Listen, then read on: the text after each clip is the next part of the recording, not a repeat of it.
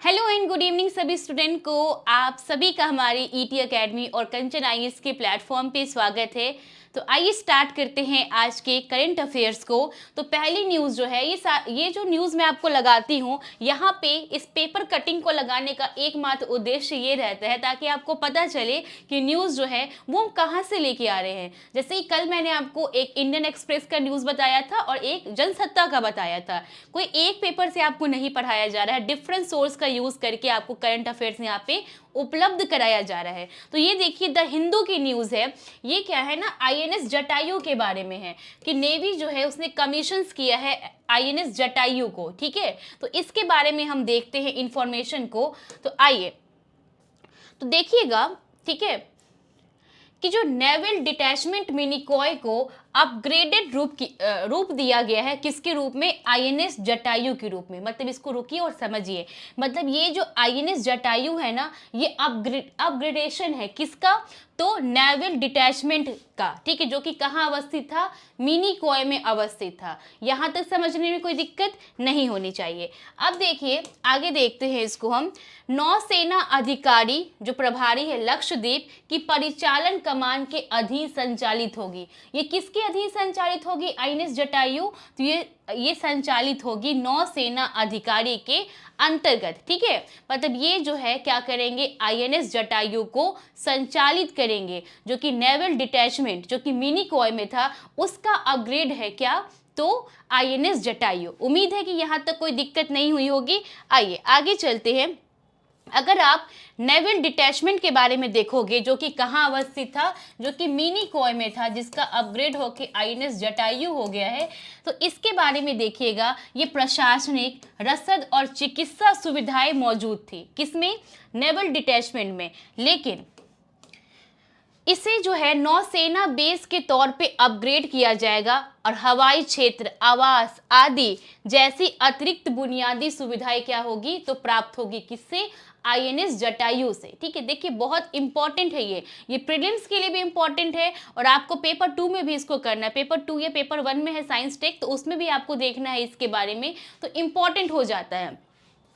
INS Jatayu Lakshadweep में दूसरा नौसैनिक अड्डा है। अब देखिए प्रीलिम्स में क्वेश्चन कैसे बनते हैं।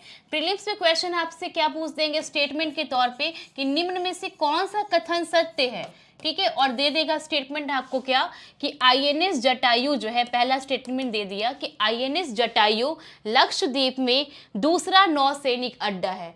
तो अगर आपने ये पढ़ा है तभी तो आप सही कर पाइएगा कि अच्छा दूसरा सैनिक अड्डा है।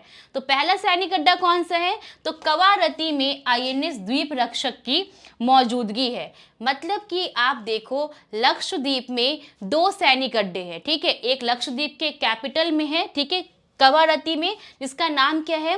आईएनएस द्वीप रक्षक, और दूसरा क्या अभी वर्तमान में हो गया है? तो आईएनएस जटायु।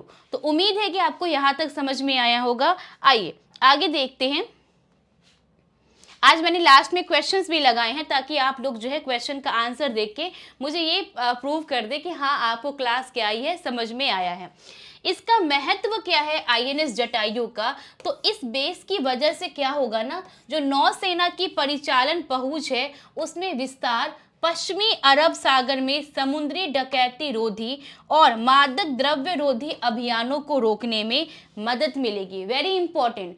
इंपॉर्टेंस क्या है आईएनएस जटायु का? देखिए आप ना एक एक चीज को ना हर एक जगह इंप्लीमेंट कर सकते हो। ऐसा तो नहीं है, अभी ये रिसेंट में न्यूज में है तो इंटरव्यू भी किसी का होगा तो इंटरव्यू में भी पूछ सकते हैं कि भाई बताइए आईएनएस जटायु जो है उसको लाया गया है, उसको अपग्रेड किया गया है, तो इसका महत्व क्या है? आप इंपॉर्टेंस बताइए। आप मेंस में इसको अप्लाई कर सकते हो, एसए में अप्लाई कर सकते हो, प्रीलिम्स में तो वो जैसा पूछेंगे वैसा आपको आंसर करना है। ठीक है, तो ये आप पे डिपेंड करता है कि आप चीज़ों को कैसे अप्लाई करते हो कहीं पे। तो लाइक इसका क्या महत्व है? पहला क्या हो जाएगा, इस बेस की वजह से जो नौसेना की परिचालन पहुंच है उसमें क्या होगा? विस्तार होगा। पश्चिमी अरब सागर में जो समुद्री डकैती होती है उसको रोकने में मदद मिलेगी। जो मादक द्रव्य का व्यापार होता है, अवैध व्यापार, उसको रोकने में मदद मिलेगी। तो ये 3 फायदा आपको नजर आ रहा है किससे? तो आईएनएस जटायु से। ठीक है, और आईएनएस जटायु कहाँ पे है? तो ये लक्षद्वीप में है। लक्षद्वीप में 2 क्या है तो आपको देखने को मिलता है। अगली न्यूज है कि PM launches India's first under water metro line in Kolkata. ये एक लाइन का ही क्वेश्चन है, ठीक है, मतलब ये न्यूज़ मुझे इंपॉर्टेंट लगा था इसलिए मैंने यहाँ पे इसको लगा दिया कि अभी नरेंद्र मोदी जी ने कोलकाता में हुगली रिवर के नीचे क्या किया है, तो अंडर वाटर मेट्रो का क्या किया, तो उद्घाटन किया है। तो इसलिए ये इंपॉर्टेंट है, मतलब हमारे भारत देश की पहली अंडर वाटर मेट्रो कहाँ पे चलाई जा रही है, तो कोलकाता में। किस रिवर के नीचे, तो ये है हुगली रिवर के नीचे, तो इसको याद रखेगा। अब बाकी इसमें लिखा हुआ है कि चीफ मिनिस्टर जो ममता बनर्जी हैं वो अटेंड नहीं की थी जब नरेंद्र मोदी जी वहां पर आए थे इसका इनॉग्रेशन करने के लिए। तो वहाँ की जो चीफ मिनिस्टर ममता बनर्जी है, यहाँ पे लिखा हुआ है कि chief minister Mamata Banerjee didn't attend the programme, मतलब उस प्रोग्राम में वो क्या हुई थी, पार्टिसिपेट, मतलब कि आई नहीं थी।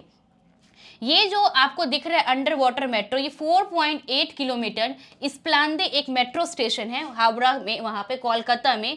तो इस्प्लांदे से हावड़ा मैदान तक का क्या है ये, तो इनॉग्रेशन किया गया है किसका, किसके द्वारा, तो पीएम मोदी जी के द्वारा, ठीक है। और ये इंडिया का पहला अंडर वाटर क्या है, तो मेट्रो है। अगली न्यूज देखते हैं। Union government x tends Ujjwala Yojana, ठीक है, Ujjwala assistant by 1 more year, मतलब कि एक फाइनेंशियल ईयर के लिए जो उज्ज्वला योजना है उसको और एक्सटेंड कर दिया गया है। तो ये न्यूज़ थी। अब ये न्यूज़ में हमारा क्या फ़ायदा है, ठीक है, हम इसको कैसे यूज़ करें अपने एग्जाम के लिए, तो इसको हम यूज़ कर सकते हैं। हमारे लिए इंपॉर्टेंट ये हो जाता है कि उज्ज्वला योजना है क्या, ठीक है, जिसके बारे में बातें हो रही है वो स्कीम क्या है। तो आप देखो, ये पिक्चर से देख के आपको पता चल रहा है, इस पे लिखा भी है स्वच्छ ईंधन बेहतर जीवन, मतलब एलपीजी कनेक्शन की बात की जा रही है। तो पहला चरण देखोगे आप उज्ज्वला योजना का, तो कब स्टार्ट हुआ था, ये 1 मई 2016 को पेट्रोलियम और प्राकृतिक गैस मंत्रालय के द्वारा इसको स्टार्ट किया गया था। बहुत वीवीआई है, ठीक है, कि प्रधानमंत्री उज्ज्वला योजना को किसके द्वारा प्रारंभ किया गया था, तो पेट्रोलियम और प्राकृतिक गैस मंत्रालय, मतलब नोडल एजेंसी कौन है इसकी, इस योजना की, तो पेट्रोलियम और प्राकृतिक गैस मंत्रालय। कब, तो 1 मई 2016 को। अब आगे देखिएगा इसका लक्ष्य क्या है, तो जीवाश्म ईंधनों का उपयोग करने वाले ग्रामीण एवं वंचित परिवारों को एलपीजी जैसा स्वच्छ ईंधन उपलब्ध कराना, ठीक है। मतलब आप देखिएगा गांव में आप पहले देखते होंगे, अब तो बहुत आपको देखने को मिलता है कि एलपीजी कनेक्शन सब जगह आ गया है, वरना पहले चूल्हा पे खाना बनता था तो उससे क्या होता था, पॉल्यूशन भी होता था और महिला के लिए वो हार्म भी था, क्योंकि वो धुआं जो है उनके अंदर जाता था और वो डिफरेंट टाइप की बीमारी क्या होती थी उससे उत्पन्न होती थी।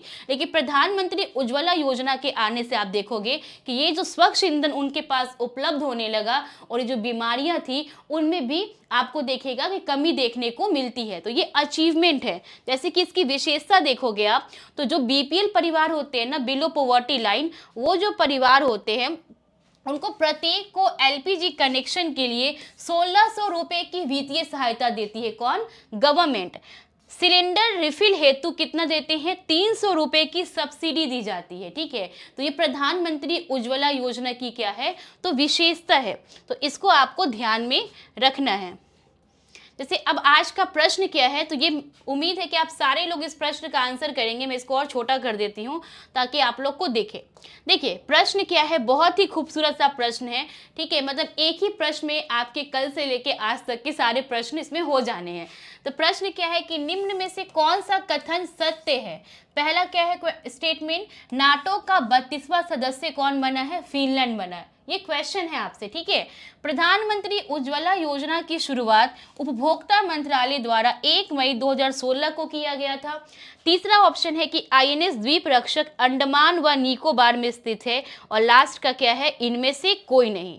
तो ये आपका आज का क्वेश्चन है। उम्मीद है कि आप जितने लोग देखिएगा सारे लोग इस क्वेश्चन का आंसर कीजिएगा और मैं उनके कमेंट को देखूंगी भी, क्योंकि इस क्वेश्चन के आंसर से पता चलेगा कि आप कितने ज़्यादा एक्टिव होके पढ़ाई करते हो या वीडियोस को देखते हो, ठीक है। तो फिर मिलते हैं कल नए टॉपिक के साथ। तब तक के लिए सभी को bye, good night, thank you.